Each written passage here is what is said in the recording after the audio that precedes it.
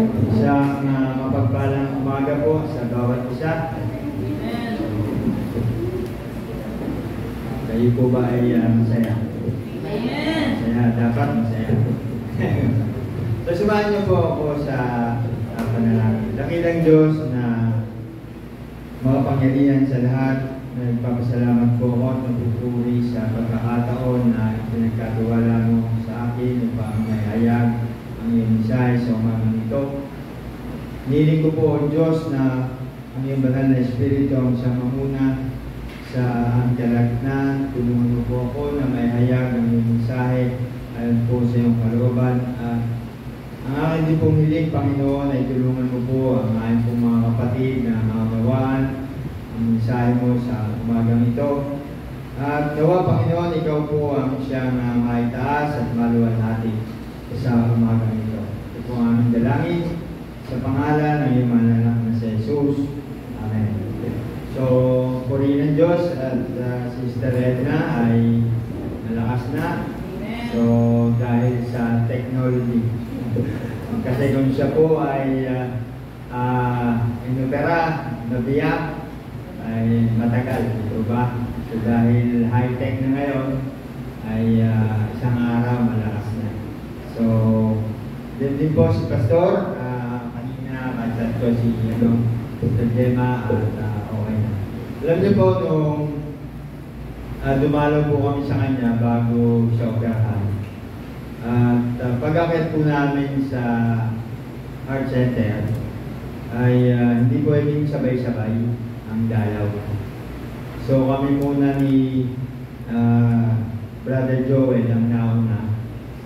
At pag-akit namin sa third floor, naka-cubicle po yun. At meron siyang mga kortina. At pagpasok namin, alam namin, pag ganyan to po sa kortina, hindi ito si Pastor. Diba? Tapos si Brother Joel, tinignan din niya, hindi nga matanda. So, pumunta ako sa nurse station, saan po ba yung ikay? Hindi, doon nga po sa pinuntahan niyo po. Balik ulit kami, sige, hindi, matanda nga eh. So, hanap kami ng hanap. At saka hanap, lumabas si Sister Gemma. Yung pinuntahan namin pala, si Pastor talaga yun. Kasi patay po yung ilaw, akala namin hindi siya. So, bago siya inoperahan, ay nasabi niya dati, parang nakakaramdam ako ng lungkot. Sabi niya, nalulungkot ako minsan, yung pagkakataon na parang nalulungkot ako. Sabi ko, bakit nalulungkot ako? Kasi minsan naisip ko yung mga kapatid ko, may mga sakit, ilang kapatid niya may sakit, kaya nakakaramdam siya ng kalungkutan. At ang bawat isa sa atin ay nararanasan ito. Ang bawat isa sa atin ay nakakaramdam ng ganito. Isa nga ito sa yung loneliness ay Christian survival to. Paano natin ito matibig yung kalungkutan ng ito. Kahit matagal ka ng mananampalataya, darating at darating yung kalungkutan ng ito sa atin. So, kahit last week, nalungkot din ako dahil yung kapatid ko nung umuwi kami ay malakas na malakas, parang walang sakit. Pero dahil dun sa ininom niyang gamot, ay namaga yung kanyang kamay at parang hindi siya makalakad. Sabi niya, parang ito yata yung papatay sa akin. Dahil yung kirot, so nakakaramdam tayo ng kalungkutan sa mga pagkakataon. At alam niyo po,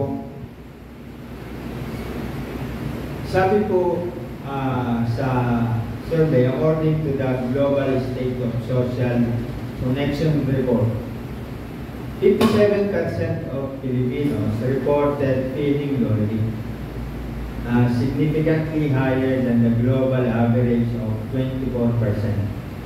The problem is particularly acute among the elderly, many of whom live alone or are separated from their families due to migration of work and commitments.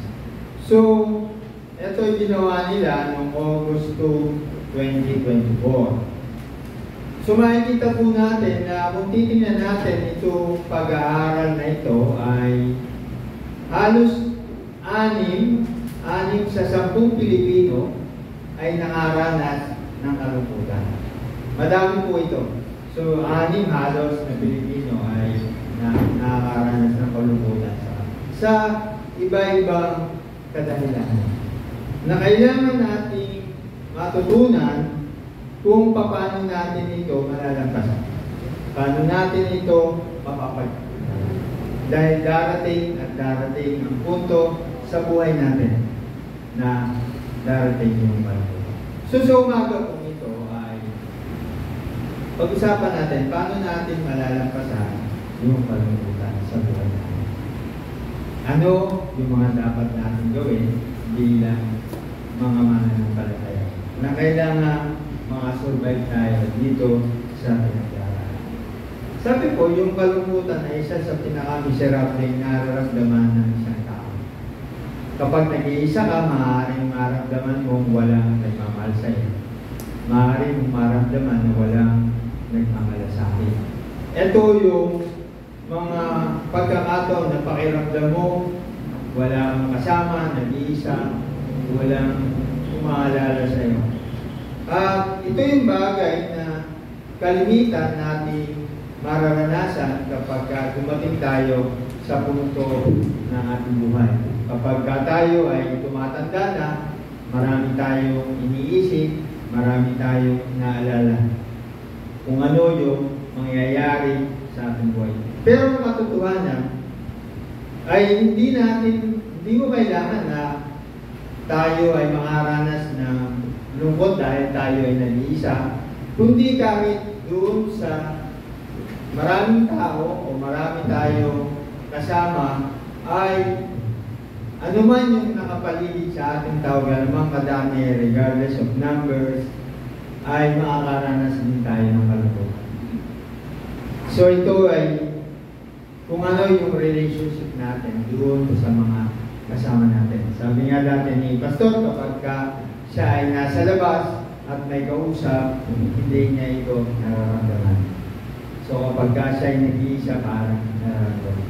So maaaring tinatanong natin, yung ba mayaman ay nakakaranas din ng kalungkutan?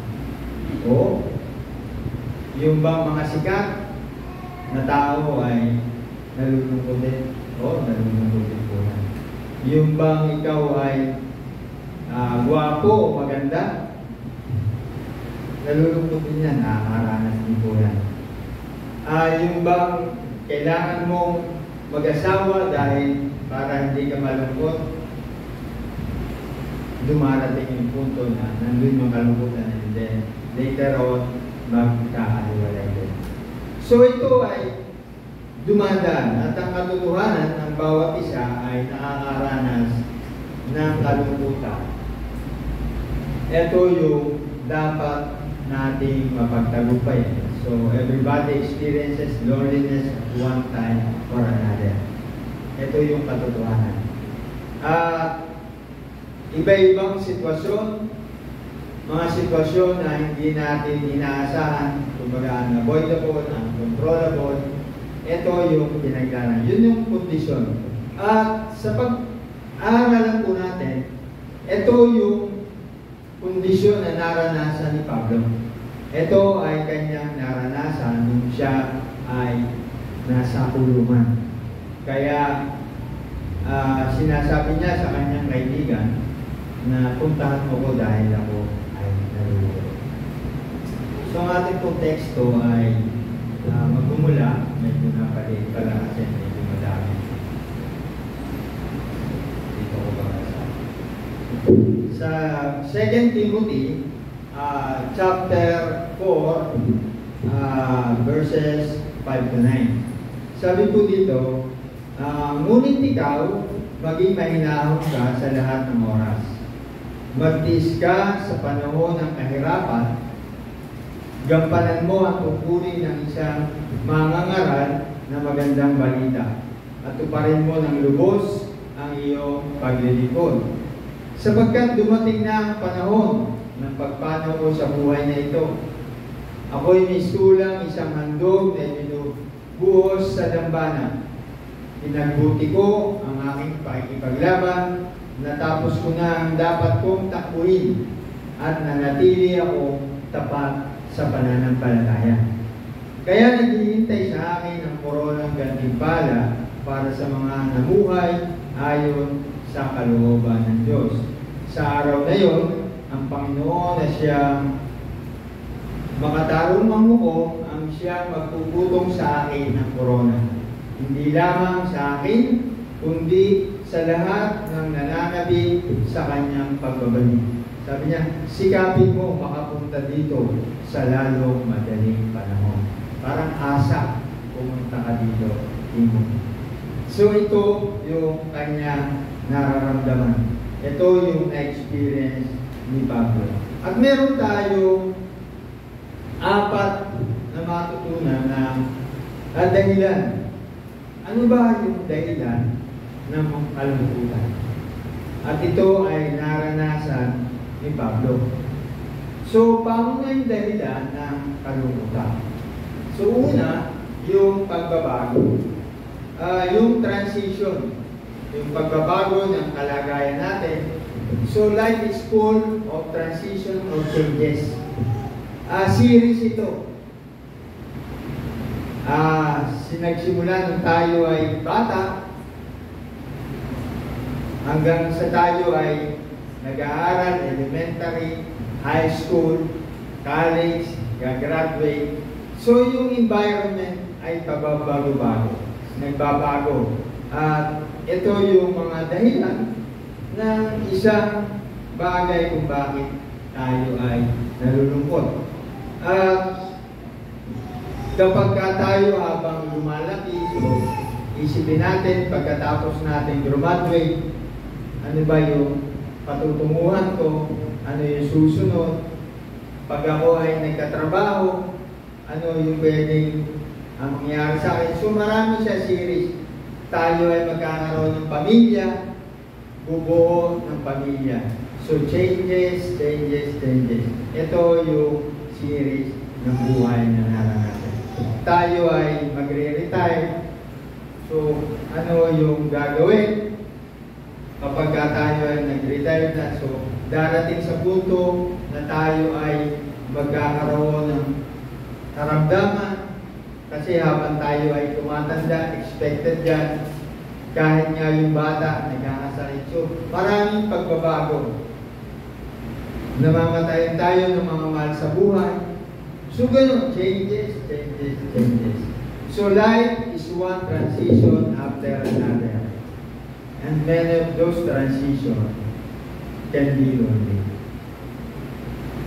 Yung mga transition na yung pagbabago ay nagdudulot ng kalungkutan sa atin.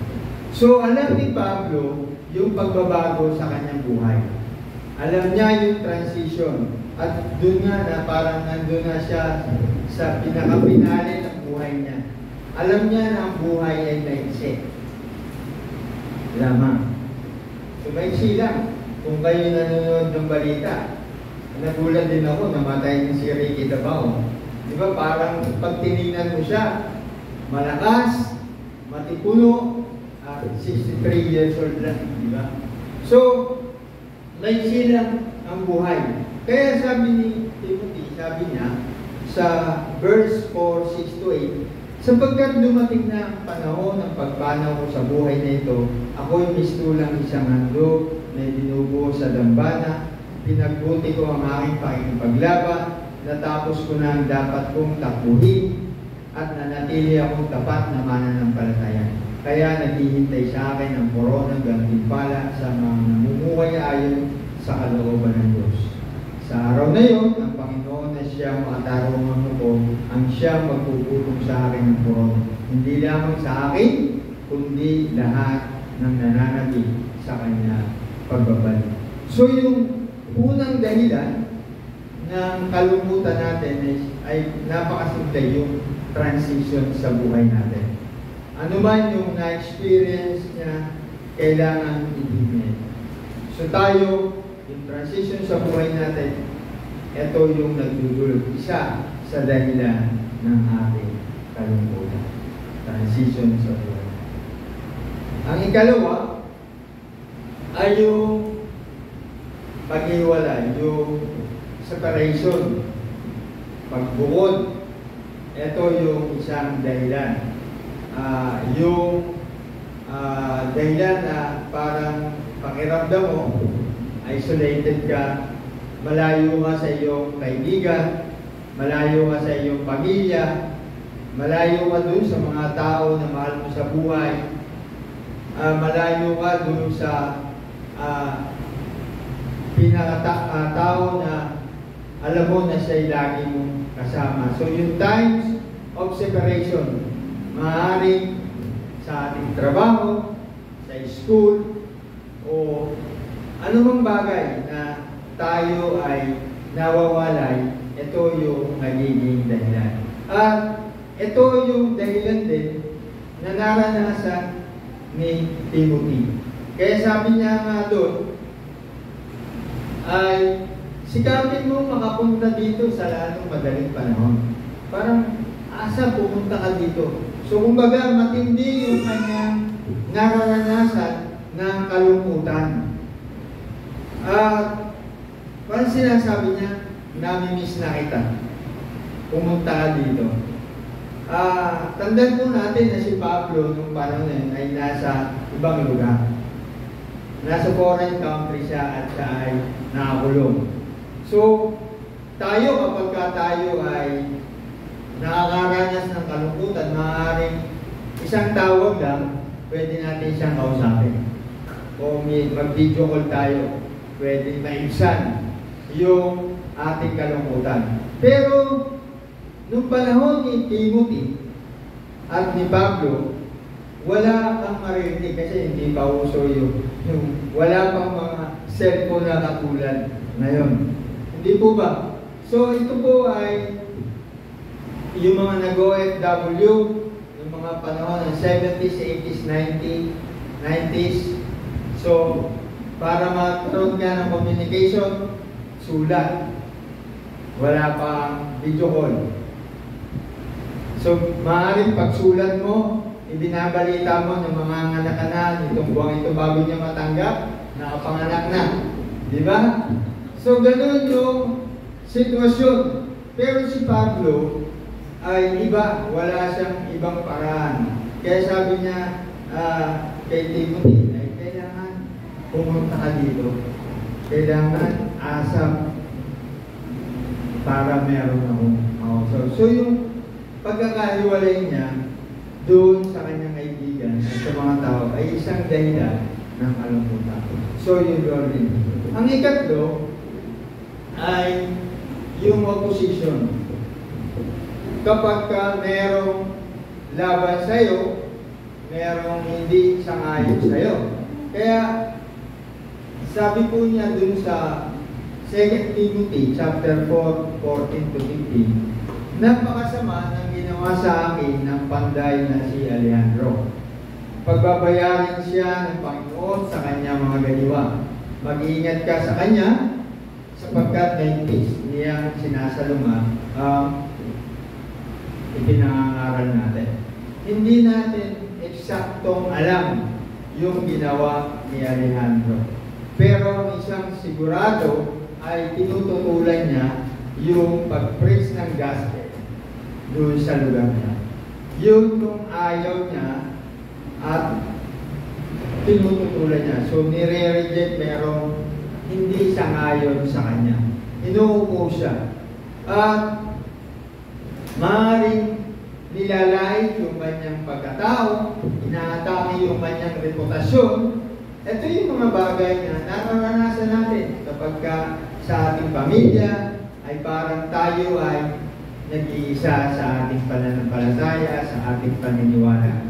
So merong opposite side with someone. Ito yung isang nagdadala sa atin ng kalungkutan.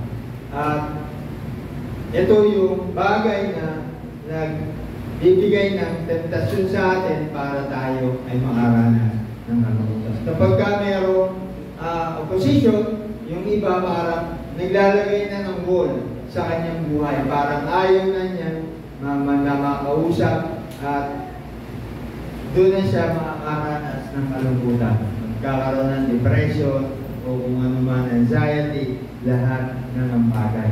Ano yung ikaapat? Yung hindi pagtanggap. Kapag ka nire-reject ka, kapag ka merong rejection, so danas tayo na kalungkutan. Ito yung pinakaseryoso kasi merong pain na mararamdaman kapag ka nire-reject ka. Parang pakiramdam mo, isolated ka, walang tumatabi sa'yo, walang sumasama sa'yo, abandon ka sa oras na nangangailangan ka, ay wala kang makita na kaibigan na dadamay sa'yo. So ito yung bagay na nagpahirap, naranasan ni Pablo. Kaya sabi niya sa verse 16, sa unang pagharap ko sa hukuman ay walang sumama sa akin. Tinabayaan nila ako mag-isa. Patawarin nawa sila ng Diyos. So, kung titingnan natin, parang ramdam natin sa pananalita ni Pablo yung kanyang nararamdaman na pain. So, kapag kayo nandun tayo sa buhay natin na parang napakabigat ng pinagdaraanan natin at yun pa yung panahon na iniiwan tayo, walang dumadamay, ay ito yung bagay na magpapahirap sa atin. Walang suporta na naukuha. So, yung rejection is one of the most difficult things for a human being to handle. Mahirap to kapag pakiramdam mo parang ayaw nila sa iyo. At ito ay naranasan ni Pablo. Nakita niya kung gano'n na bakit sa dami ng mga tao, bakit walang dumamay sa akin. Kasi pagka tayo ay nandun sa punto na parang tayo nag-isa, napakahalaga na merong dumadamay sa atin. Doon nga natin makikita yung totoong kaibigan, yung totoong tao na nagmamahal sa atin na kapag tayo ay nasa punto ng ating pinagdaraanan ay hindi tayo inupanan. So, napakahalaga na sa pag tayo ay merong pinagdaraanan, merong mga tao na nakatayo at tayo ay tinitingnan, inaalalayan. So, nakita natin yung mga dahilan na naranasan ni Pablo. Yung mga dahilan ng kanyang kalungkutan. Ngayon, tingnan naman natin, ano yung paraan para naman harapin natin yung kalungkutan na ating nadala. Sabi dun sa ikalawang Timoteo 4, verse 17, sabi po dun ay, ngunit sinamahan ako ng Panginoon at binigyan ng lakas upang makapangaral ng lubusan sa lahat ng yanti at ako ay naligtas sa tiyak na Ama. Merong 4 na bagay sa talata na ito na magbibigay sa atin kung ano yung mga dapat natin gawin. Sabi doon, sinamahan ako ng Panginoon, binigyan ako ng lakas, nakapangaral ako ng lubusan at ako ay kanya naligtas. So, there are good ways and there are bad ways to deal with loneliness. Meron po tayo isang hindi maganda. Ang iba kapag nararanasan ito, nagiging workaholic. Nag-spend sila ng time, yung energy, trabaho. Then, kapag naranasan nila pagising sa umaga, ng gabi trabaho, para hindi nila din makikita nila parang exhausted sila. Pagod, physically, emotionally, hindi na nila. Ang ibang tao ay dinadaan sa pagiging material. So sabi nila, kung meron ako nito na lahat ng bagay na maganda sa aking paligid, magiging masaya ako. Bibilhin ko para masatisfy ako, maging masaya ako. Lahat ng meron sa aking paligid, ang bibilin para magiging masaya ako. At sabi niya, kung tayo ay papupuntahin sa isang isla na ating minimithi, magiging masaya tayo. Pero yung wala kang makausap, yung human contact, hindi ka rin makakatagal. So, hindi natin mabibili yung kaligayahan. We cannot purchase happiness. Kahit ano pang ganda ng cellphone mo, ng kotse mo, o anumang bagay, ito ay hindi makapagdulot ng talagang kasiyahan sa atin. We need acceptance and love. So ano yung bagay pa na ginagawa? Yung iba ay ginagawa nila, ay nalulong sila sa alcohol o drugs para malimutan nila yung lungkot na kanilang nadarama. Yung iba, patuloy nagbabasa. Yung iba, playing video games, watching TV sa mahaba para malimutan nila yung kalungkot. Yung iba naman, nais nila wala silang ginagawa, nakaupo lang at nag-isip. Pero si Paul ay may mga bagay na ginawa para malampasan nila ang lahat ng ito. Sabi nga doon ay sinamahan ako ng Panginoon, binigyan ng lakas. So ang unang dapat natin gawin ay kilalanin mo na kasama mo ang Diyos. We have to recognize that God is there. Kasama niya. So, yung isang paraan para ma-deal natin ay ma-recognize natin na sa nangyayari ito ay kasama ko ang Diyos. Sa kalungkutan ito ay kasama ko ang Diyos at hindi niya ako papabayaan.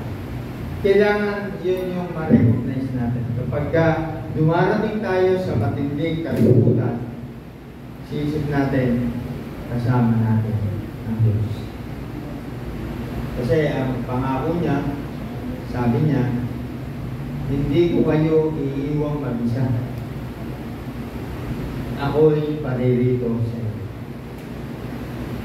Hindi ko kayo iiwang mag-isa. So kapag tayo ay dumaranas ng kalungkutan sa iba-ibang kadahilanan, meron tayong pinagdaraanan, panghawakan natin ang pangako. Sabi ng ating Panginoon, hindi ko kayo iiwang mag-isa. Ako'y paparito sa inyo. Sabi niya sa Hebrews 13 verse 5, sa anumang paraan ay hindi kita papagkulangin. Sa anumang paraan ay hindi kita pababayaan. Sa ating buhay, di ba nakita po natin na minsan hindi tayo pinabayaan. Meron tayong pinagdaraanan na sa tingin natin parang ang hirap nating kalampasan. Pero sa biyaya ng Diyos, hindi niya tayo pinabayaan. Ganun po ba? So maaaring ang laki na magagastos ko, ang laki na kailangan ko, pero pag nakita natin, hindi tayo pinabayaan.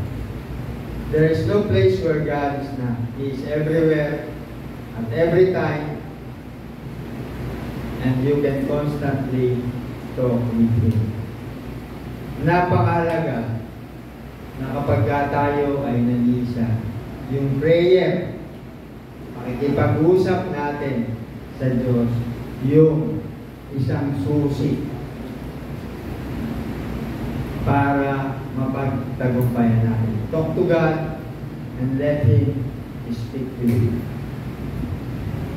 Yun yung dapat nating panghawakan. Na kapag tayo ay dumaranas ng matinding kalungkutan, prayer lang. Kausapin natin at panghawakan natin ang mga pangako. Hindi ko kayo iiwang mag-isa. So ano yung ikalawa na natutunan ng Pablo. So gamitin mo ang lakas na galing sa Diyos. We have to maximize God's strength. Siya yung nagbibigay sa atin. Gamitin natin. May lakas tayo na ipinagkaloob ng Diyos. Ito yung pangalawa para lampasan natin yung kalungkutan na mararanasan natin. Tandaan po natin, God is stronger than your loneliness. He is more powerful than your problem. So we have to approach our God, approach your problems with God's power.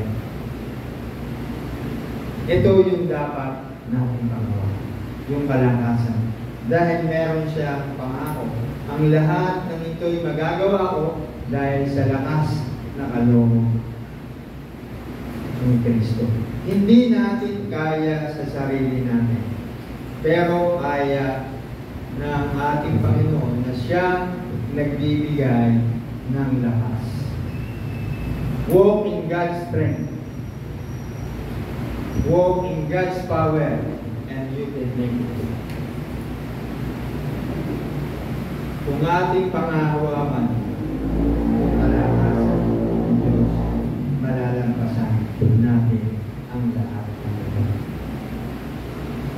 Ano man yung pinagdaranan, yung kalakasan ng Diyos, ang siyang magbibigay sa atin. At ito. Ano yung ikatlo? Gamitin ang iyong oras. Kailangan ma-utilize natin yung time natin. Kung nakilala nyo yung kasama natin sa Morong, yung si tatay, then, kasi 85 years old, yan, nagpatuto sa Morong, 85 years old, retired policeman, at ang mga anak niya, dalawa ay nasa Australia, siya lang yung tao sa kanilang bahay. Natanong ko sa kanya, Tay, hindi ba na nahihirapan na ikaw lang dyan sa bahay? Ano yung ginagawa mo para mapalipas mo? Sabi niya, yung aking oras ay nilalaan ko sa mga gawain ng Diyos. Ako ay laging nasa church, umattend ako ng mga iba't ibang gawain, umattend ako ng mga seminars, at pagdating ko sa bahay, ay nagpapatugtog ako ng mga Christian music. Mahirap po yun. Yung ikaw lang sa bahay, solo-solo. Kaya pag inisip mo paano ito napapagdamita, nilalaan niya yung oras sa gawain habang meron pang lakas. Yung lugar niya, napakalayo po sa bayan ng Antipolo. Magta-tricycle ka, mag-ano. Pero sabi ko nga, Tay, ano yung ginagawa mo para? Ba't ayaw mo pumunta sa Australia para may kasama ka? Pero sabi niya, kaya. Dahil alam ko, kasama ko ang Diyos sa bawat oras na ang buhay. At inilalaan ko ito sa mga gawain. So, si Pablo ay hindi siya umukulang yung nakaranas. Kahit siya ay nasa bilangguan, siya ay nagsulat, siya ay nag-aral, ginamit niya yung kanyang oras.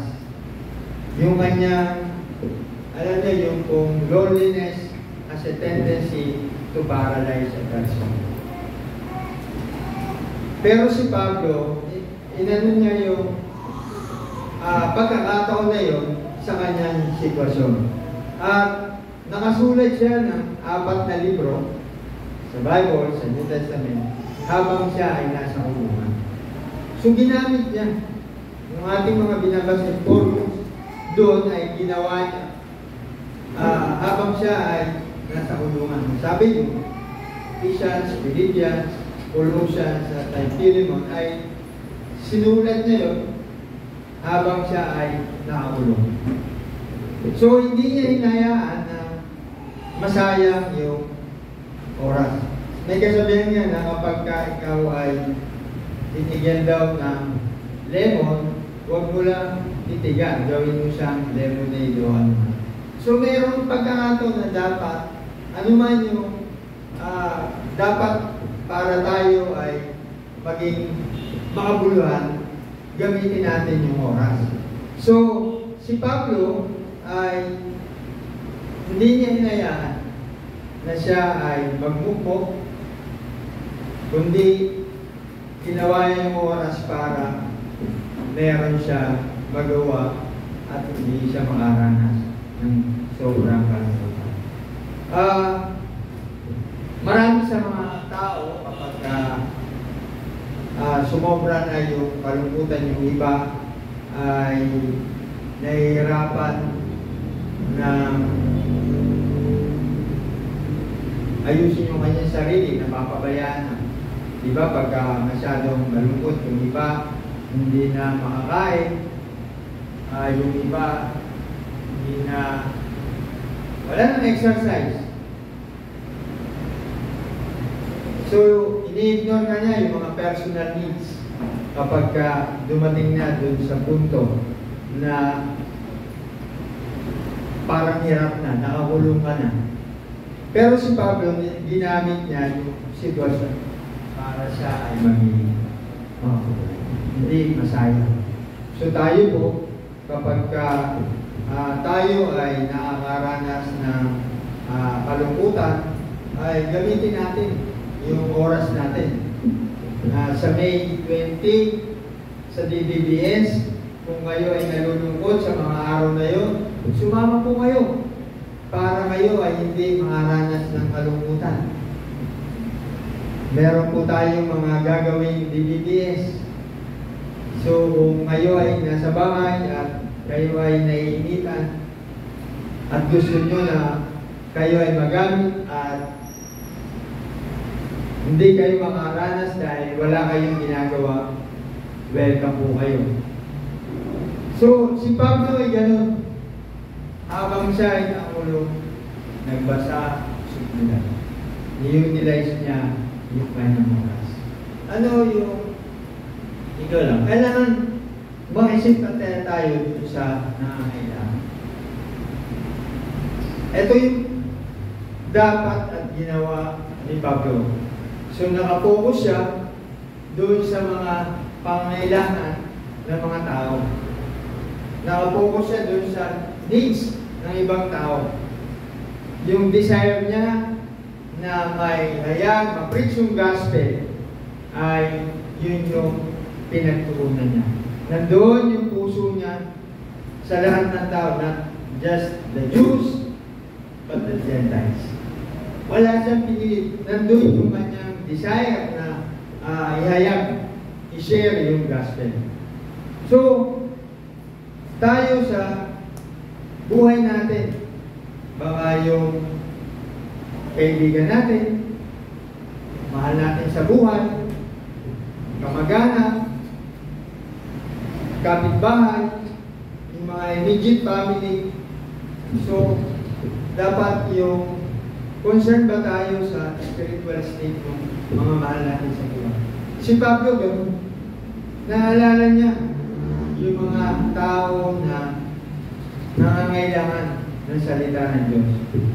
Dapat concern tayo yung mga mahal sa buhay. Saan ba mag-spend ng eternity ang mga ito? Yun yung nasa isip at nais ni Pablo. Hindi lang siya nakatingin doon sa pangangailangan ng kanyang sarili, kundi iniisip niya yung kapakanan ng ibang tao. So tayo as Christian, kung tayo ay nakakarans, dapat may concern tayo, dapat nandoon yung puso natin para sa mga nangangailangan. Lalo hindi lang sa material na bagay, kundi kailangan may bahagi natin yung magandang balita sa mga tao na nangangailangan. Kaya, kailangan ito yung nasa puso natin. Yung concern natin, ang mga tao ito ay nangangailangan. Mapalad po tayo mapalad tayo dahil nasa atin na po yung mga bagay na hindi nararanasan ng iba. Nung kami nga po ay sa men's fellowship namin, napag-usapan namin yung buhay, yung mga kinakain namin. Sabi namin, ito mga binibili natin, mga ginagawa yung mga kapatid natin na wala malaking bagay na yun sa kanila. Pero tayo, yung isang kain natin, parang maliit lang na bagay. Ito ba, yung pagpupunta ka kahit sa fast food, pero sa mga nangangailangan, malaking bagay po yun. So dapat, nandun yung puso natin. Ano yung kailangan ng mga kapatid natin? Ano yung lubos na pangangailangan nila? Kailangan yung puso natin. Nandun. At si Pablo, yun yung pinaka-desire niya talaga. So, ano po yung bagay? Luwalhatiin natin ang pagliligtas ng Diyos. Sabi niya po doon, sabi niya doon sa verse 17, ngunit sinamahan ako ng Panginoon at binigyan ng lakas upang makapangaral ng lubusan sa lahat ng mundo. Sabi doon, at ako'y naligtas sa tiyak na kamatayan. Merong ibang salin sa inyo doon I was rescued out of lion's mouth. Yun yung at ang sabi ng iba, yung bang layo ay literal, yung ngipin ba talaga o something else yung pinapatunayan. Iba, sabi nila yung totoong ngipin ang layo ang pinapatungkol. Pero ito ba ay dahil doon sa kay Nero, yung ruler ng Rome that time? Pero kung titingnan natin isang metaphor po ito, ito ay nagpapatunay lang na siya ay naligtas sa kabila ng mga panganib, yung dangerous and threatening situation sa kanyang buhay. Ito yung nagpapatunay, testament ito na yung God's faithfulness and provision during a time of great tribulation and danger sa buhay ni Papa. Kaya nasabi niya, ako'y naligtas sa tiyak na kamatay. Binibigyan din lang dito na kapag tayo ay humarap sa anumang adversity, persecution, yung grace ni Lord at yung kalakasan ay sapat para sa Kanya. So, para may pagpatuloy niya yung ministry at yung calling sa Kanya. Yun yung binibigyan din dito ni Pablo. Ako'y naligtas sa tiyak na kamatayan. So tayo, kapag tayo ay nandoon sa matinding kalungkutan, kailangan i-glorify natin. Dahil alam natin na siya yung nagbigay ng lahat. Ano mang meron tayo, ano mang pinagdaraanan natin, sapat ang biyaya ng Diyos. Na kailangan ma-recognize natin, kailangan ma-acknowledge natin yung katapatan ng Diyos sa buhay natin. So, loneliness can keep you alive. But God can rescue you. He can deliver you. He can save you. Matindi po ang kalungkutan. At ito yung magpapalugmok sa atin. Kapag masyado tayo nalungkot, magkakaroon ka ng depression, anxiety, hihina yung iyong resistensya, yung immune system, magkakasakit tayo. Ito yung isang Christian survival sa atin. Hindi natin pwedeng sabihin na malakas ako, magagat. Dadaan at dadaan tayo sa yugto ng buhay natin. Pero, panghawakan natin ng Diyos, anuman ang mangyari, anuman ang sitwasyon natin, hindi tayo. Hindi kita iiwang nag-iisa. I will never leave you nor forsake you. Mahirap kapag dumaan tayo sa mga ganitong sitwasyon. Ito rin yung magiging dahilan kung bakit aayaw tayo, kung bakit panghihinaan yung ating pananampalataya, kung bakit tayo ay tatamarin, kung bakit mawawalan tayo ng gana kapag dumanas tayo ng matinding kaluluwa. So dapat mapaglabanan natin at mapagtagumpayan natin. Hindi ito yung bagay na dapat magpalugmok sa atin. Dahil alam natin na kung ano man ang problema kinakaharap natin, mas malaki ang Diyos natin. Siya yung may control, siya yung nakakaalam kung ano ang mabuti at tama sa buhay natin. Wala tayong ibang dapat gawin kundi ang magtiwala sa Kanya. Purihin at pasalamatan anuman ang nangyayari sa buhay natin. Isipin natin, makalat tayo sa sitwasyon natin ngayon. Yan po ba? Meron tayong pinagdaraanan, pero kung titingin ka sa paligid, kung titingin ka sa sitwasyon ng mundo, sasabihin mo, purihin ng Diyos dahil makalat. Huwag nating sayangin yung pagkakataon na ibinigay sa atin ng Diyos. Huwag nating sayangin na tayo ay patuloy na magpagana. Lagi ko pong ang buhay ay may siya. Hindi natin alam kung hanggang kaya. Pero habang tayo ay may lakas, ibigay natin para sa Diyos. Para sa Kanyang kapurihan, hindi para sa mga sarili natin. Tandaan po natin, lahat ng meron tayo ngayon, lahat ng naabot natin ngayon, ay nagmula sa Diyos. Amen. Siya ang nagbigay, siya rin ang pwedeng kumuha at bumawi dito sa atin. Siya ang nagbigay sa atin ng lakas para tayo ay makapagtrabaho. Siya ang nag-provide sa lahat ng ating pangailangan. Siya yung nagpagaling sa atin. Kaya dapat natin papurihan at ibigay sa Diyos. Magtiwala po tayo dahil alam po natin hindi tayo iiwan nag-isa. Puri ng Diyos sa atin. Panginoon, maraming salamat. Dahil sa kabila po ng aming mga pinagdaraanan, sa kabila ng mga iba-ibang pagsubok na aming pong naranasan sa aming buhay, ay hindi mo kami pinabayaan.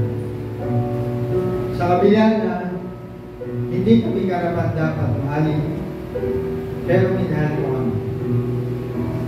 Lord, salamat dahil binigyan mo kami ng lakas upang kami ay makapanambahan, makapagpasalamat sa inyo, upang maibigay namin ang karapat dapat sa inyo. Lord, salamat dahil ikaw ang siyang nagbigay ng buhay sa amin.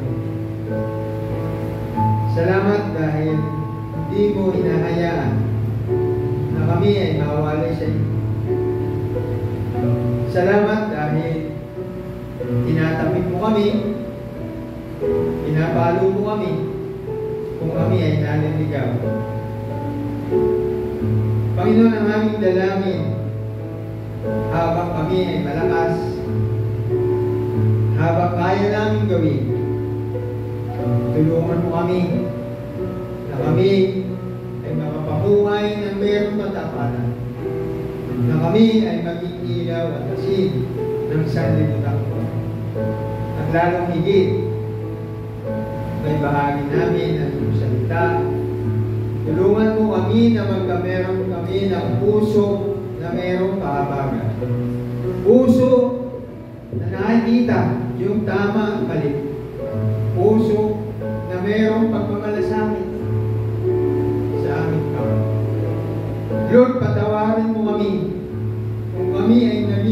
sarili. Patawarin mo kami kung minsan puro sarili namin ang aming kainisip.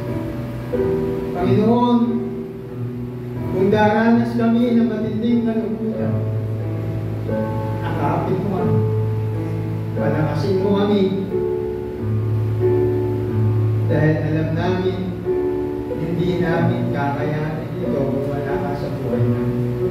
Panghahawakan namin ang iyong mga pangako that you will never leave us nor forsake us. Lord, salamat sa lahat ng mga biyaya na binigay niyo sa amin. Physically, spiritually, mentally, Father God, binigyan mo kami ng lahat. Salamat dahil meron kaming trabaho, meron kaming negosyo, nakakapag-aaral ang aming mga anak, meron kaming lakas. Lord, ang aming dalangin,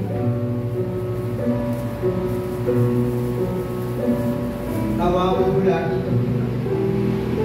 Ang aming dalangin ay tulungan mo kami na magawa namin ang kalooban. Ang aming dalangin, Panginoon, sa bawat desisyon, plano na gagawin namin sa aming buhay, ikaw nawa ang siyang maitaas at maluwalhati sa lahat ng ito.